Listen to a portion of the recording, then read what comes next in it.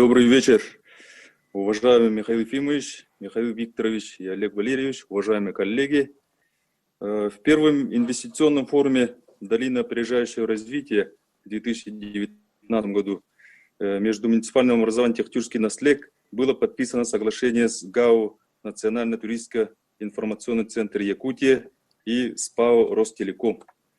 В 2020 году проведены совместные работы с Департаментом охраны объектов культурного наследия Республики Саха-Якутия и администрацией муниципального района Хангаласский улус по упорядочению объекта в особо охраняемой природной территории историко-ландшафтный природный заказник Куллате и регулирование потока туристов неорганизованно.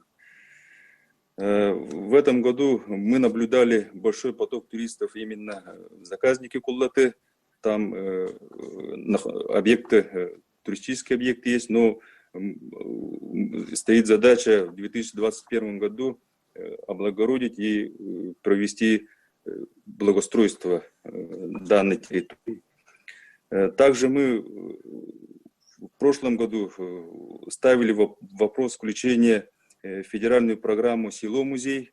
Это у нас улица Каландрашвили, там находятся первозданные ямщицкие усадьбы, объекты, старинные дома. И у нас тоже предложение есть войти в эту федеральную программу «Село-музей». И у нас предложение есть к 2022 году, к столетию образования ЕАСР, восстановить памятники гражданской войны, которые происходили на территории Техтюркского наслега. Для развития малого и среднего предпринимательства заключены договора с индивидуальными предпринимателями, безвозмездное пользование муниципальным имуществом, это с индивидуальным предпринимателем Тарасовым, розлив чистой воды. Также с этого года мы с муниципального имущества договор заключили с ИП Сысоевым по производству кондитерских изделий.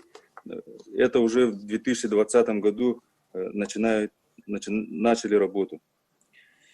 В развитии сельского хозяйства на территории Техтюркского наслега разработана муниципальная целевая программа развития сельского хозяйства, где предусматриваются финансовые средства.